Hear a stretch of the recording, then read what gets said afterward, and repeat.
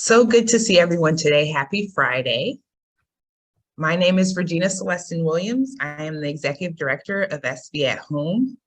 I have the pleasure to serve in that role. And I just want to share with you all today that we are, if you were wondering if you're in the right space, you're at the Policy in Action at Home. It's a monthly informal brown bag discussion convening housers to engage on hot housing topics.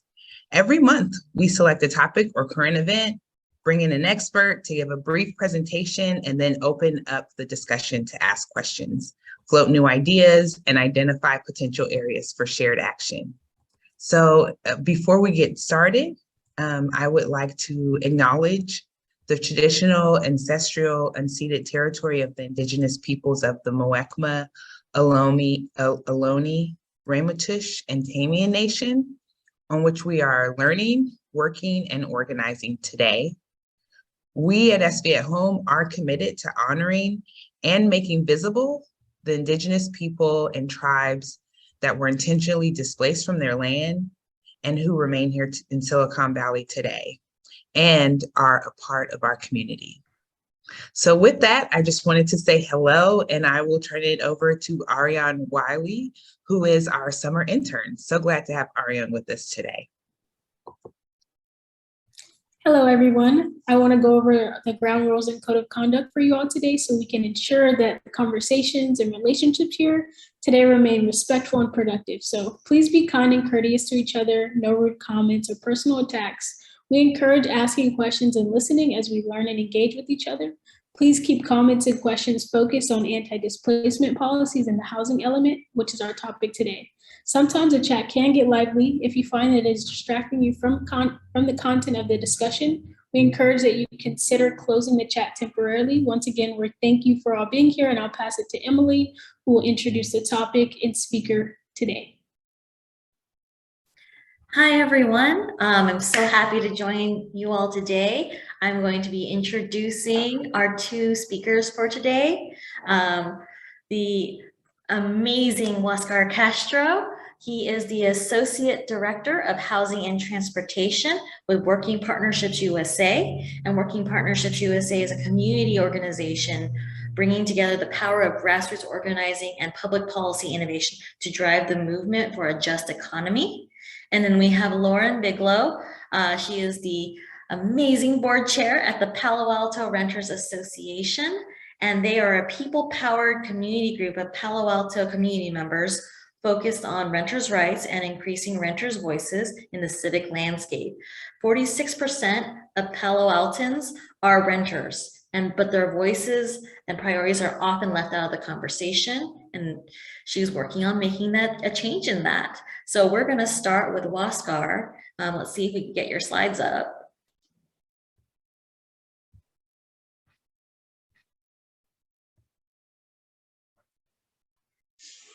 Awesome. Thank you so much, Emily. Thank you so much to the whole SCM Home team. Hello, everyone. My name is Huáscar Castro, the Associate Director of Housing and Transportation Policy at Working Partnerships USA.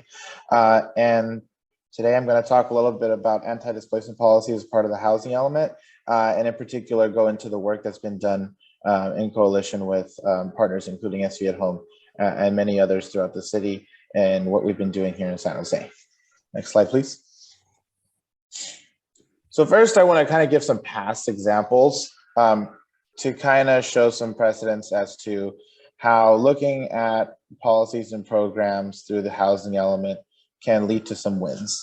And I also want to take a second to recognize a couple of jurisdictions outside of San Jose to show folks, outside of the city that there are opportunities to do this in your respective jurisdiction as well. And so I want to start with Menlo Park and do this through the housing element. Community groups were able to actually leverage the city's housing element non-compliance, which is somewhat near 20 years overdue. And in order to, as part of using that as leverage for the new Facebook campus expansion, and that was able to make sites available for affordable housing, as well as unlocking city funds for affordable housing. There are several projects that wouldn't really be around if not for the advocacy that was done through this opportunity. In San Jose, advocacy of past cycles lay the groundwork for crucial policies such as working on source of income or Section 8 discrimination policies that ultimately got passed a couple of years ago, inclusionary zoning, and other critical protections related to mobile homes. Next slide, please. So there's examples of what we've done in the past or what's been done in the past, but there's been a lot of excitement for this upcoming cycle because in 2018, AB 686 was passed. And with the passage of that, all state and local public agencies are to facilitate deliberate action to explicitly address, combat, and relieve disparities resulting in a past pattern of segregation to foster more inclusive communities, essentially looking to put forth policy and programs that affirmatively further fair housing in their respective jurisdictions. This creates a layer of accountability to ensure cities are putting forth policies and programs that affirmatively fair housing into their housing elements, and specifically looking at how cities can best support impacted communities. Next slide, please. Just another note. There may be folks who are working on this from a city level or as advocates. I know a lot of folks have been pretty bogged in the details for quite a while now. I know I've been kind of working on this for a couple of years.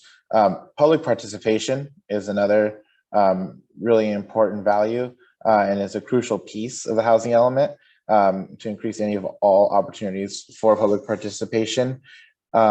Just one moment. There's been a regional conversation geared towards maximizing public participation. Jurisdictions, there's been examples of jurisdictions that even send in letters emphasizing the importance of this piece and really urging that as cities and counties are working on their respective housing elements, various groups, community spaces should and need to be looped in throughout the process. I believe the city of Dublin went through this, and I believe several other cities also use this route.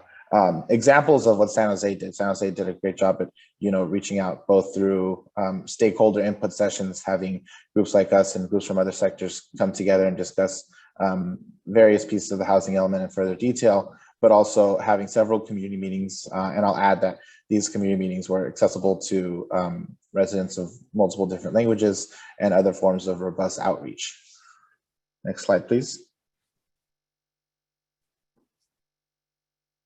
So we'll speak a little bit as to what we've been doing specifically in San Jose.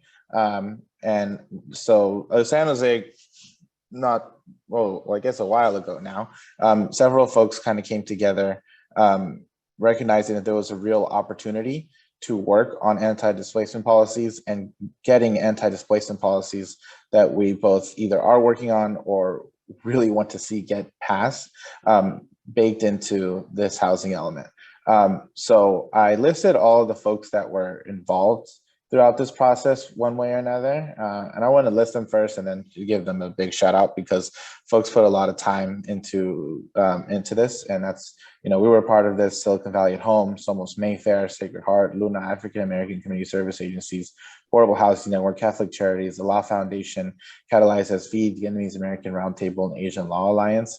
I may be leaving some folks out, and that's completely my bad, but I do want to really recognize a lot of folks that, throughout quite a bit of time, put in a lot of work, were great thought partners, and really, in many instances, brought the voices of the respective bases throughout this process. Next slide, please. So through that process, we came up with, everyone had a lot of ideas because there are a lot of solutions that we're all looking to push to best support our community. And in order to kind of narrow it down, we kind of tiered this up and used a bit of a collective democratic process to identify which priorities we'd like to list as tier 1 priorities. And just quickly to note that these tiers isn't a derivative of the importance of respective policies. And also that there are recommendations that we listed that are already ongoing, whether that's already in city-related work plans or ongoing campaigns, or are in long-term city documents such as the city's anti-displacement plan. So through all that, this group came together and to decide that these would be our tier 1 policies. And some of those include habitability policies, and more particularly looking at how you can modify code enforcement to better support tenants, and kind of connecting that into further opportunities to better support tenant organizing efforts. A lot of that is actually already an ongoing item, specifically on the habitability code piece within the city's anti-displacement plan. Whether it's right to organize or recognizing tenant associations kind of stuff is being discussed, or actually has been passed in San Francisco, and it's something that a lot of grassroots partners are really looking to get forward to further empower tenant movements. The apartment rent ordinance, which has been always an ongoing piece, looking at expanding that coverage to ensure that as many tenants as possible can receive these really critical protections, and also just modifying how the annual allowable rent increase is calculated. Just looking at how, whether it's a flat percentage or tying something to inflation would be a little more beneficial, or a more accurate reflection of the current state. And then preservation opportunities. This has been a really important bucket over the past couple of years, and looking at opportunities to increase funding, which is extremely necessary for capacity building, technical assistance, capital uses, ultimately for the acquisition of rehabilitation, and then also looking at critical policies to further these efforts, such as the Community Opportunity to Purchase Program, also known as COPA, which is ongoing and expected to be heard sometime next year. And also another item that popped up, just an extremely important resource for renters, is looking at the housing voucher program and how that could be expanded. Next slide, please. Tier 2 priorities. And as I mentioned, this isn't to say, hey, tier 1 are the most important, tier 2 are not as important, because these are extremely important, especially, not to pick one out or the other, but looking at things, right to counsel and increasing accessibility for developmentally disabled residencies. We know there's a lot of work to do, and recognizing that there's going to be a slew of solutions necessary to address all the various impacts facing our community. So with that being said, these priorities also came out of something that, although they might not risen to the top, or something we really want to get across. And that is looking at right to counsel, especially as a lot of COVID-related protections have expired, really needing that extra level of legal assistance throughout the eviction process is going to be really important. The ban the box ordinance, this is being discussed regionally. A lot of different jurisdictions are looking at this, having folks not have to fill out some of these really discriminatory processes in their applications, such as criminal past, and looking at a more equitable form of seeing how we provide housing, increasing accessibility for developmentally disabled residents. As I said multiple times, maximizing public participation is really key in general, and then looking at continued support for permanent supportive housing. Next slide, please. So San Jose's draft came out seems like a few weeks ago, and folks kind of were awaiting the release of this draft and dove into it. I believe Matthew called it a strike force team was assembled of different folks throughout our coalition to dive into this document. And do that, I want to take first off, thank many folks of city staff that took time to meet with this group. There were several different input sessions. Expect to have a couple more going forward as this draft gets fleshed out. And many of our recommendations were reflected. So we really do appreciate that we were both heard and it actually showed on the document. Something that I've seen through a lot of these regional conversations and other coalitions discussing the housing element throughout the Bay Area is that intentional language is preferred. And that's more for the sake of enforcement and the overall providing some teeth to this new process with recent state legislation passed. So using something like right to counsel. In the draft, there's discussing studying right to counsel. In San Jose, the city council actually already approved to conduct a feasibility for right to counsel, and that's looking to get started sometime later this year. So it seems like that's already been checked off. I think looking at furthering opportunities, especially displaying the real urgency for really crucial policies such as this would be good to see. So kind of a next step as far as how that specific recommendation. And I think just the same thing, when you hear items such as explore or look into, as opposed to here's some concrete timelines, here's what we'd like to see. There's some times where specificity may be preferred. And then just continuing to see policy solutions for habitability code enforcement related impacts that are directly impacting tenants. There's a discussion of how can you best support the city's code enforcement department, and definitely there's an inspector shortage, and that would for sure be helpful. But then there's also perhaps just a recognition of how a more community-based model may be better supported for both the tenants feeling these impacts and may have some fears of retaliation, and then just the overall effectiveness in getting these cases cleared up more expeditiously. And then also having that extra layer of recognizing there's habitual bad actors and recognizing other opportunities, such as the state of New Jersey, which has a receivership program that provides opportunities for qualified entities to acquire these properties and better support tenants living in them. Next slide, please. So next steps, opportunities to engage. Folks came together, a couple of comment letters put out in various different spaces.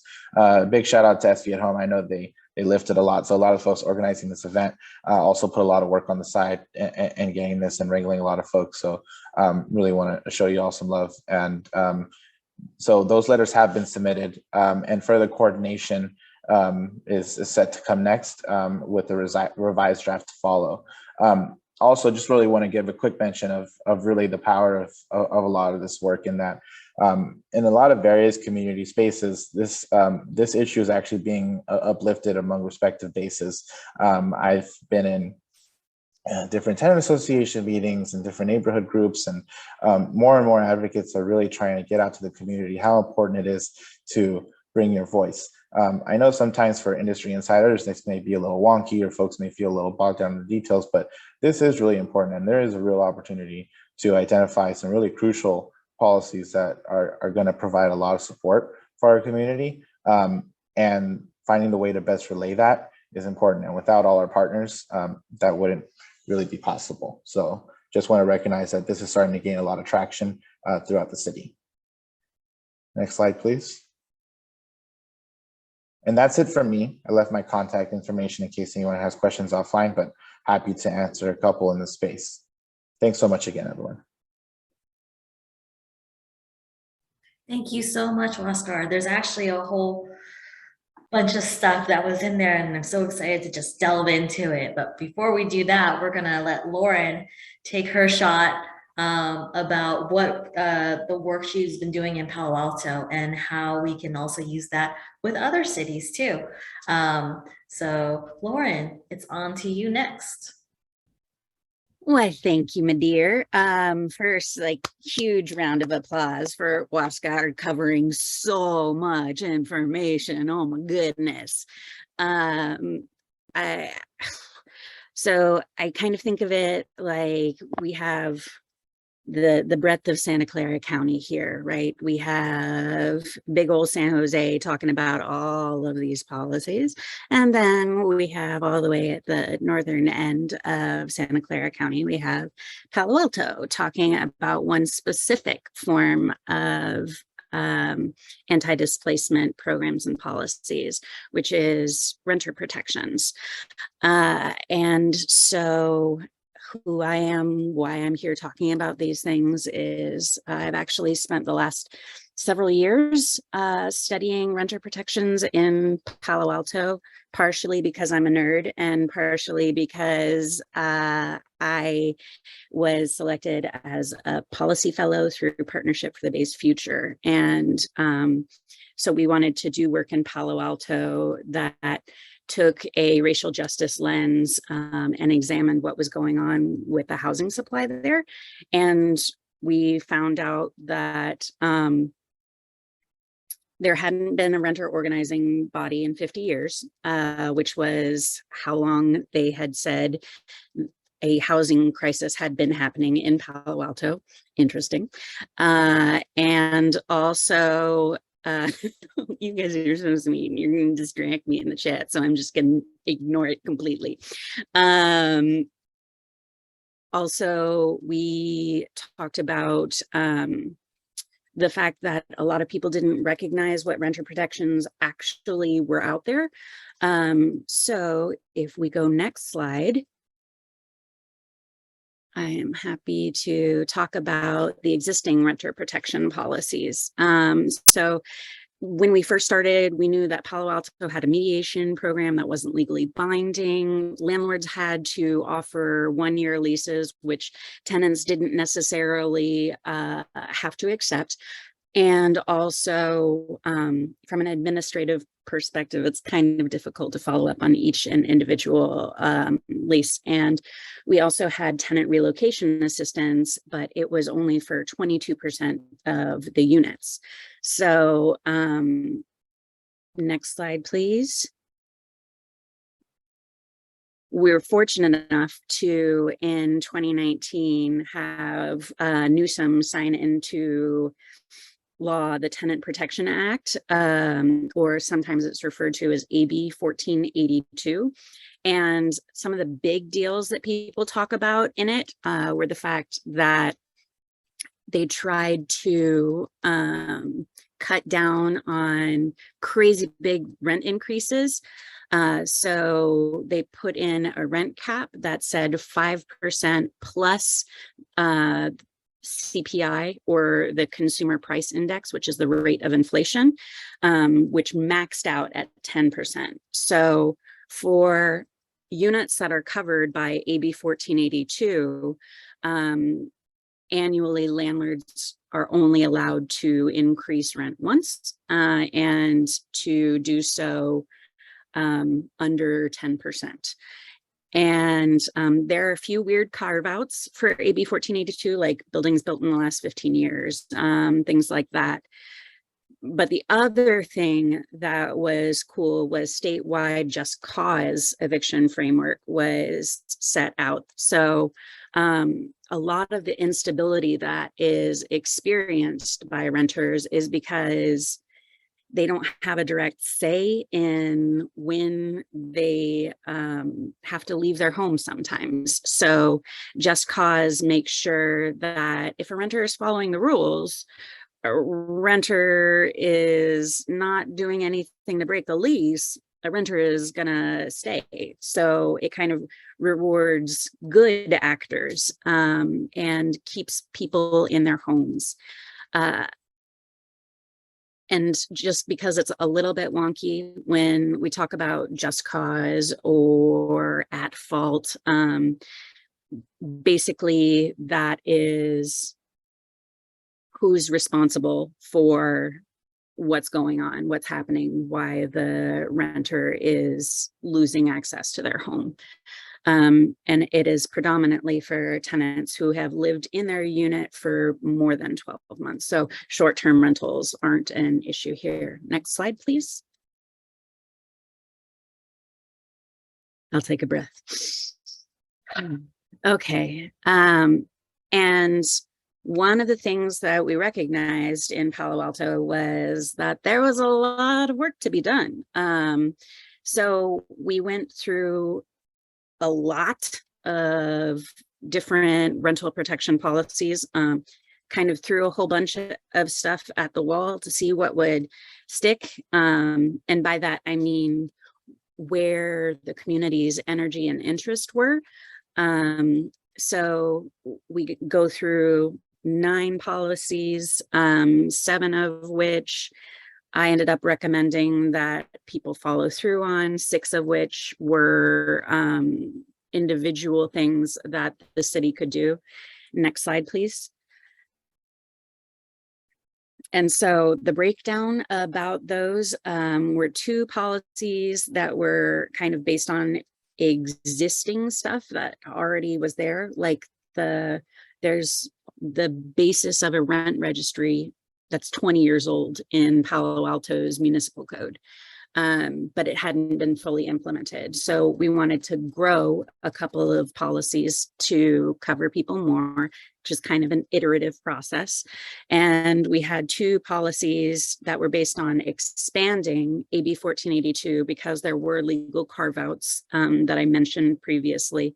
So not everybody has access to all of the good renter protections in AB 1482. And then there were a couple of things where it was barriers to entry in a place like Palo Alto, where the median home price is currently $3.3 million. And rents are rocking out so around, $2,000 to $3,000. You have security deposit limits. You can charge someone at least 2 times the rent for a security deposit. And when these numbers are thousands of dollars, that's a big deal for a lot of families, especially low-income households. And so we tried to cap that. And we also wanted to make sure that folks who had been previously incarcerated were able to access housing. And so Huascar talked about that a little bit with the Ban the Box, which is a fair chance housing ordinance. And that was basically about something, again, disproportionately impacting people of color and low-income households. We wanted to make sure that we weren't continuing that barrier to access. Right to counsel, we talked about at the county level, and then we talked about a couple of things with preservation as well, because the truth is, when it comes to anti-displacement strategies, you need more than one thing, because this is an issue that is half a century old. So there's going to be no quick fixes. And so you need to start working on the issue from a bunch of different angles. Next slide, please. And so this is teeny, but essentially when we presented it at council last November, we got a whole bunch of interest in pursuing things. So we're bringing back the relocation assistance. We brought that back in January. Also the AB 1482 expansion, and the implementation of a rent registry, which is really foundational to understanding who your renters are, who your landlords are, and being able to reward the good actors and kind of focus on some time and attention on folks who are not so great actors. And so that's what happened in November. In January, next slide, we were able to take the tenant relocation assistance from just 22% of the units to almost 45% of the units. And it sounds like there's greater interest in protecting even more units. So Palo Alto is doing good stuff. And next slide.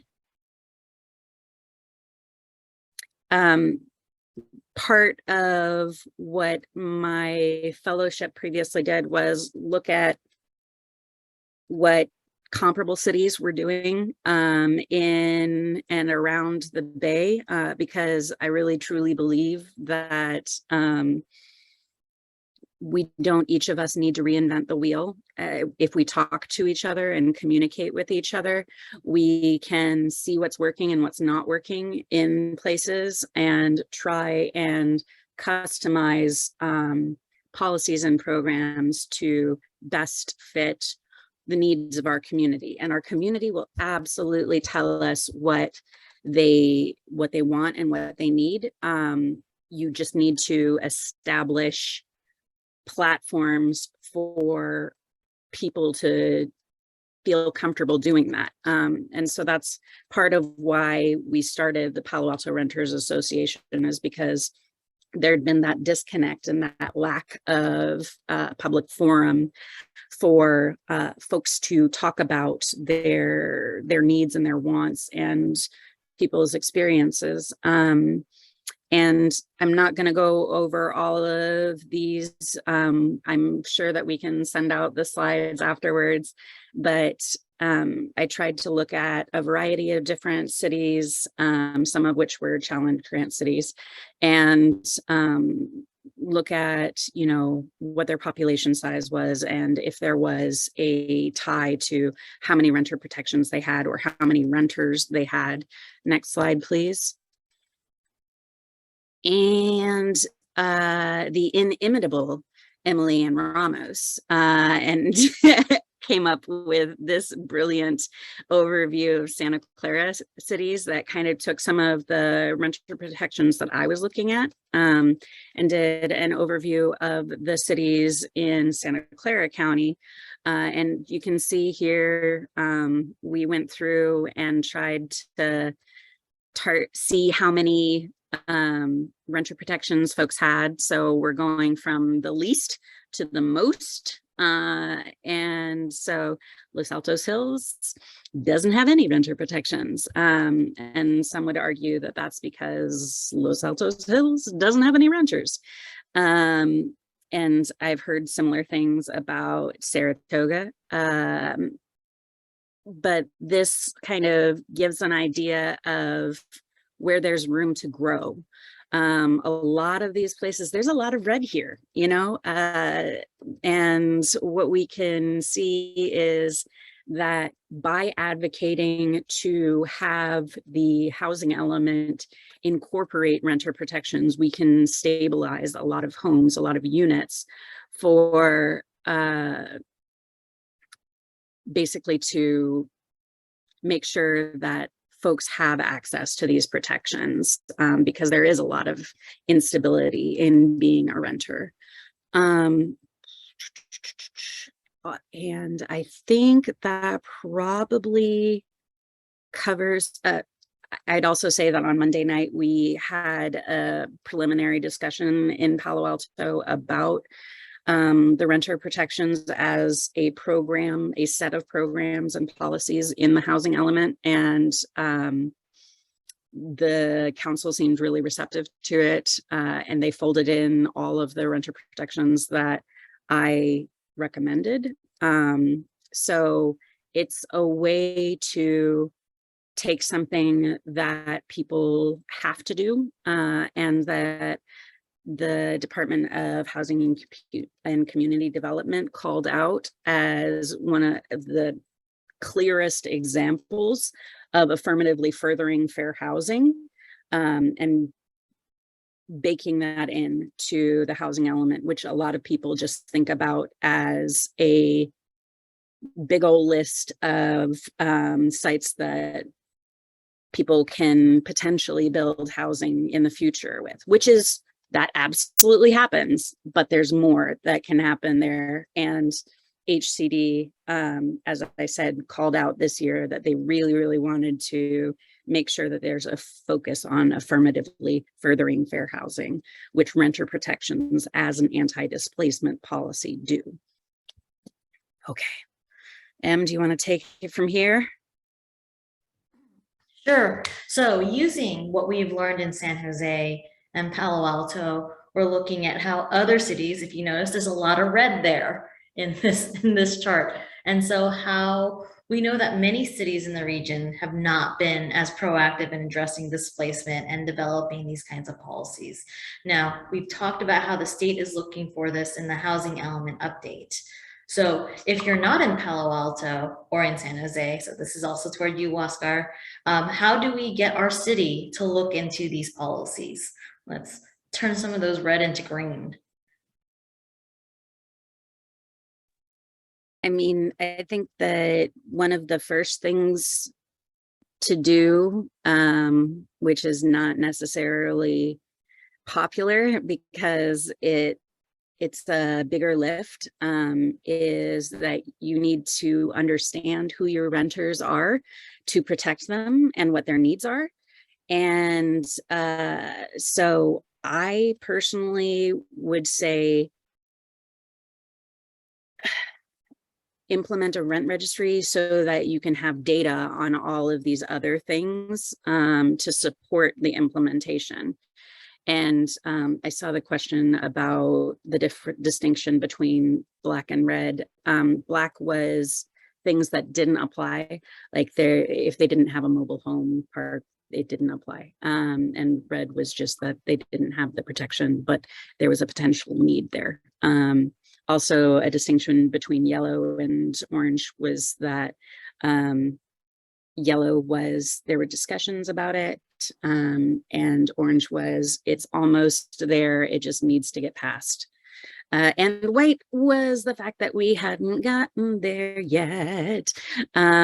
So we basically had to say, well, this is a great start. And so we're going to share it with people where we are. And so, as is the case with many things,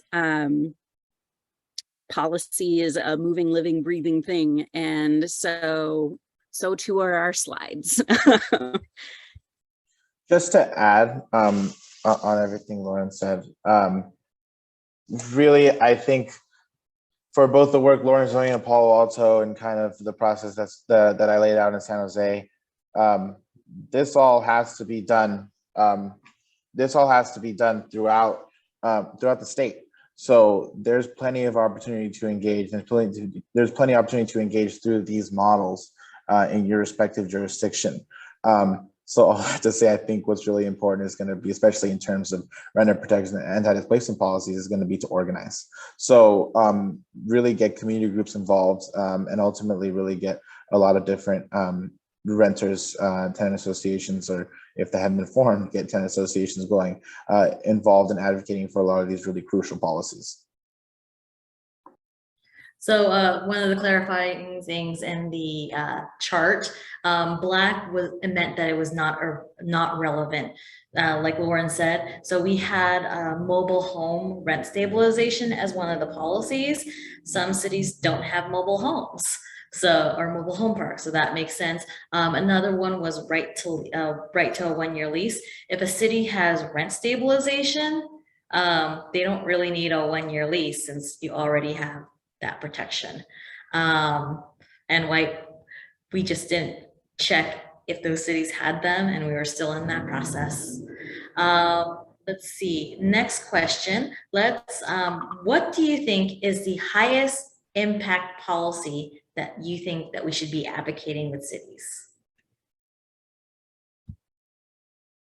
That's tough to say.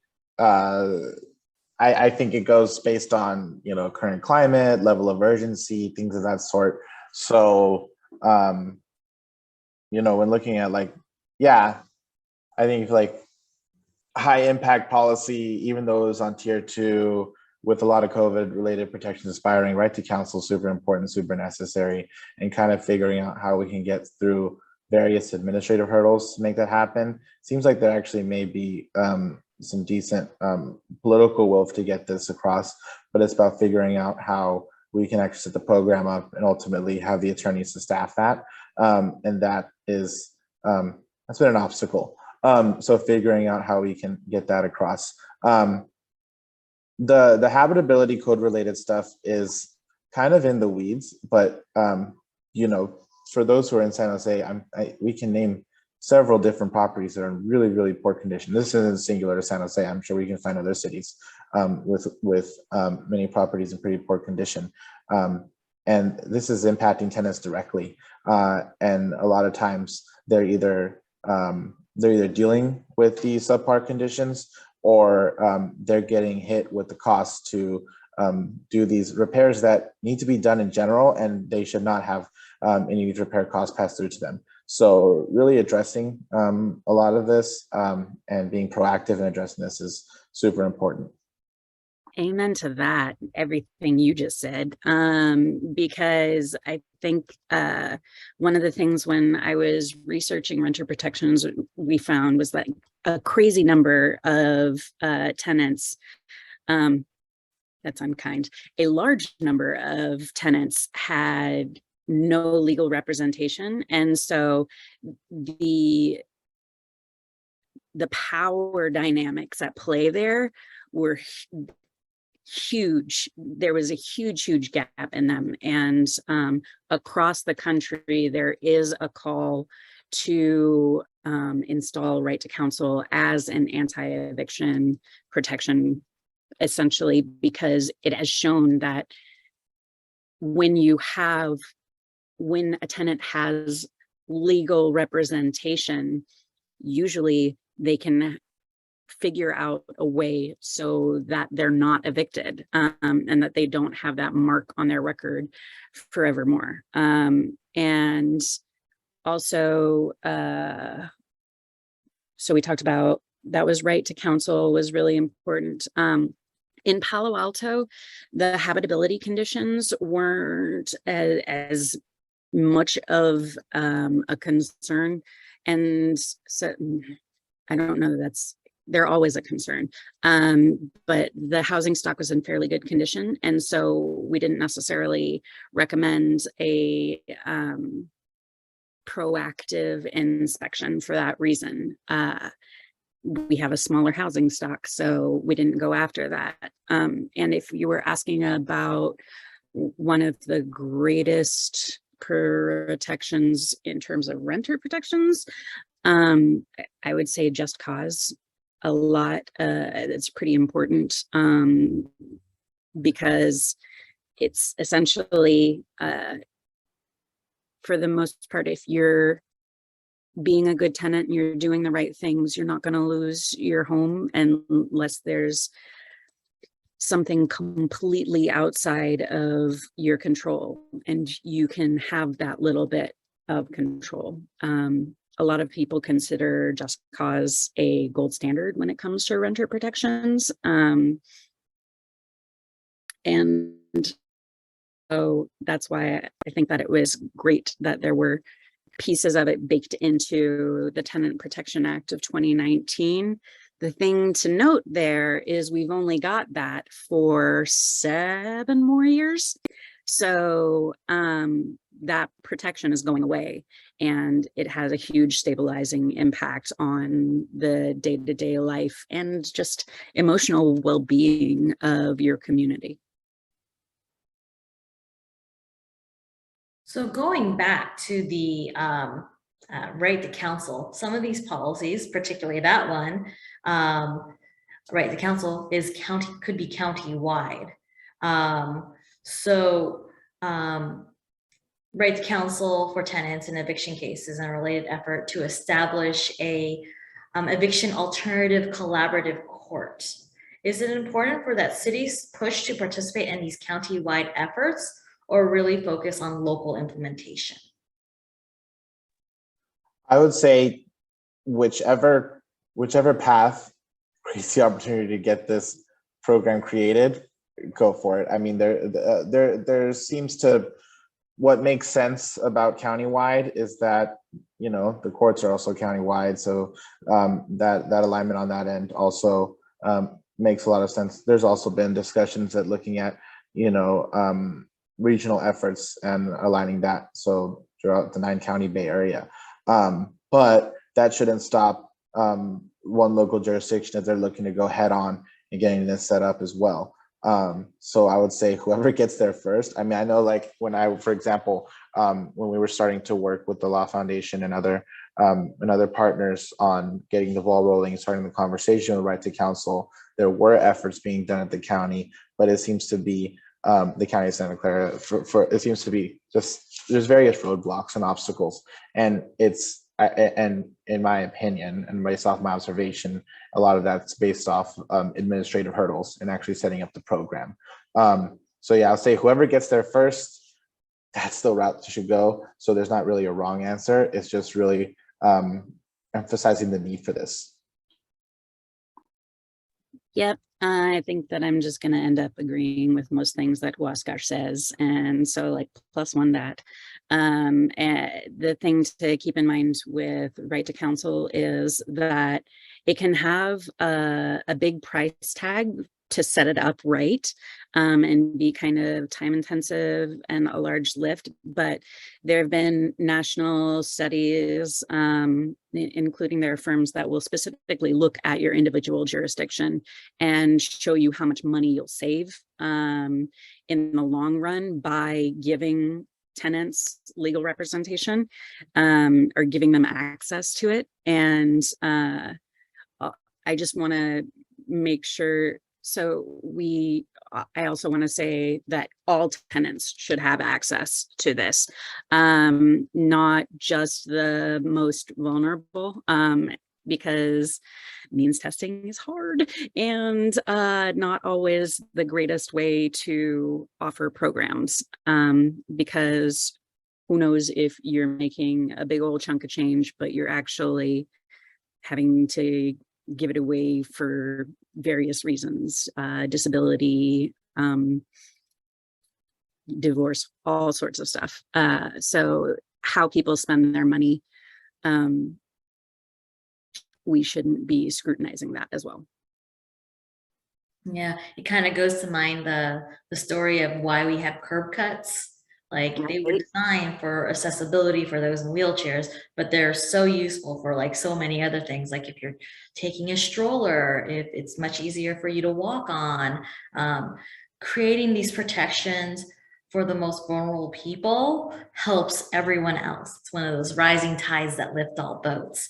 Yeah. So as we're looking at all our policies, what do you think is the lowest hanging fruit? What do you think is the easiest thing we can push past the finish line out of all the anti-displacement policies you have presented? First, I asked you what your favorite child is, and now I'm saying, which one do you think is going to go to college first? It's rude, Emily. It's rude.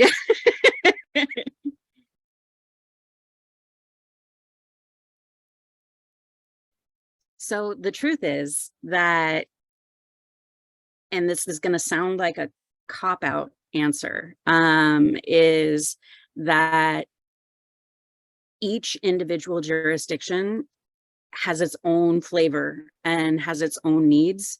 So you really, it's going to be a different struggle, a different fight at each different city town level,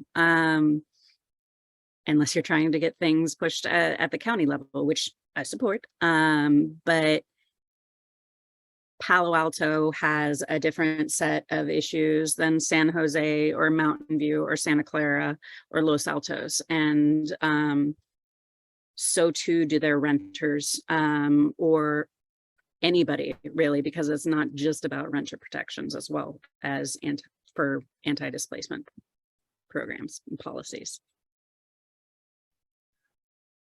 I think I'll note that, you know, while specific policies may be a little more of an uphill battle, there is kind of a want to create different forms of programmatic support for preservation. I mean, there's been a lot of traction over the past couple of years within respective jurisdictions and countywide, whether it's through county support or different pivoting of existing housing funds at the city level to support qualified organizations, up and coming land trusts, other organizations looking to get involved in preservation related efforts.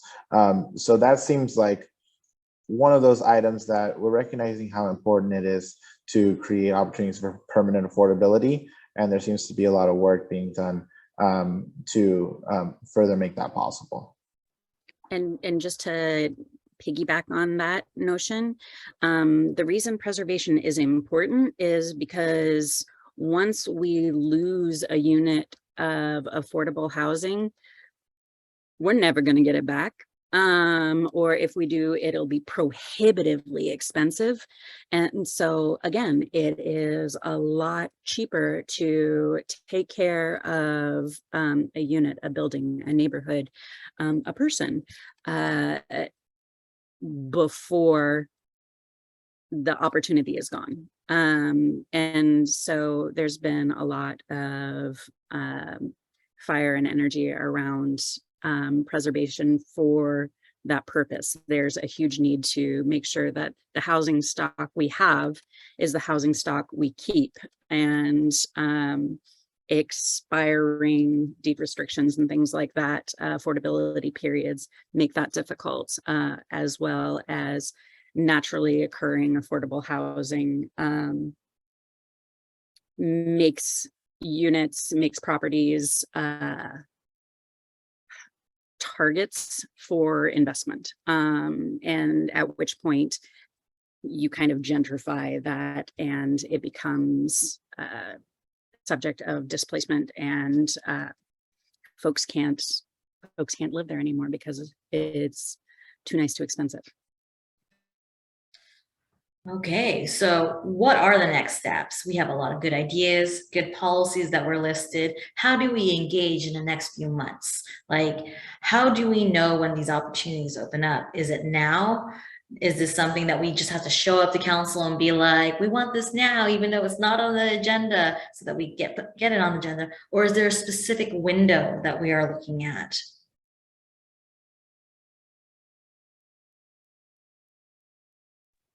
So public comment periods will be opening soon. I know that Palo Alto's is in November. I think that San Jose's is happening shortly. I've forgotten the exact dates.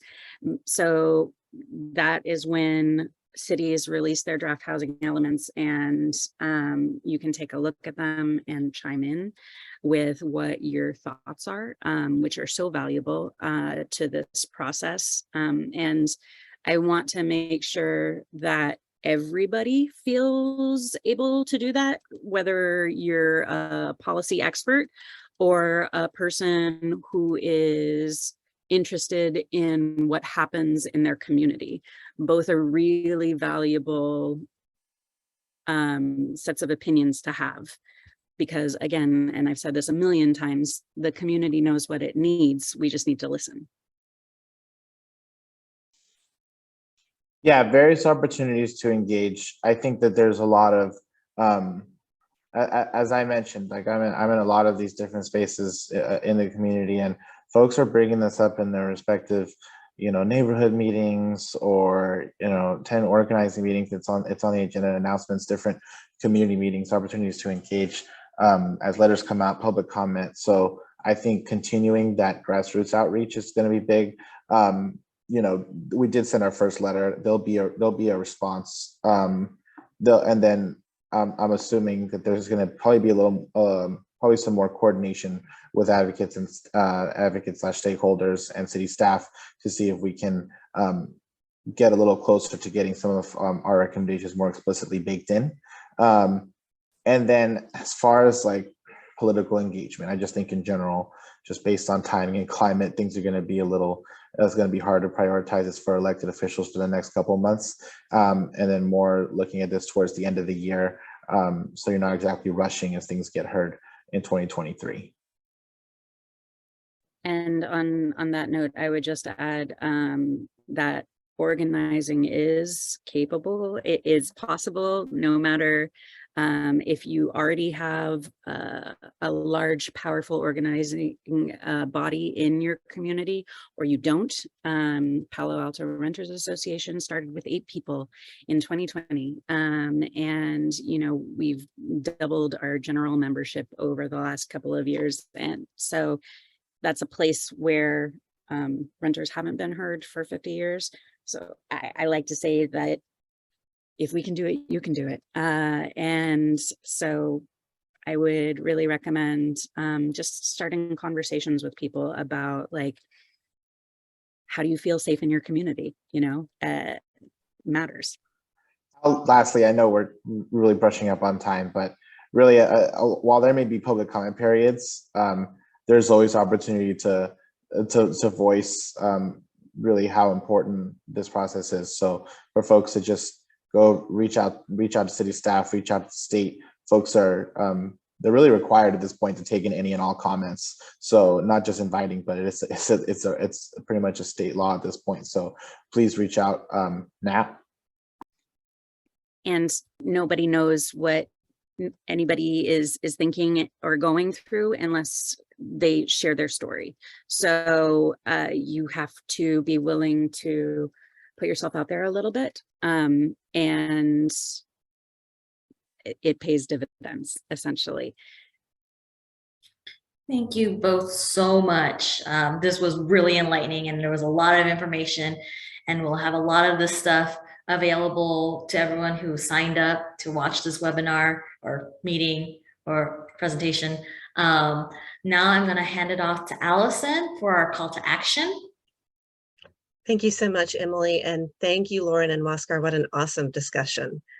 So now that you all understand a little bit more about housing, about anti-displacement policies and the housing element, we're super excited to share with you the Housing Element Toolkit, which is full of helpful resources for tracking and engaging what's going on with your city's housing element. So if you're looking for those when and how do I plug in, lots of great resources there. It's updated several times a week, has engagement opportunities and meetings in jurisdictions all around the county.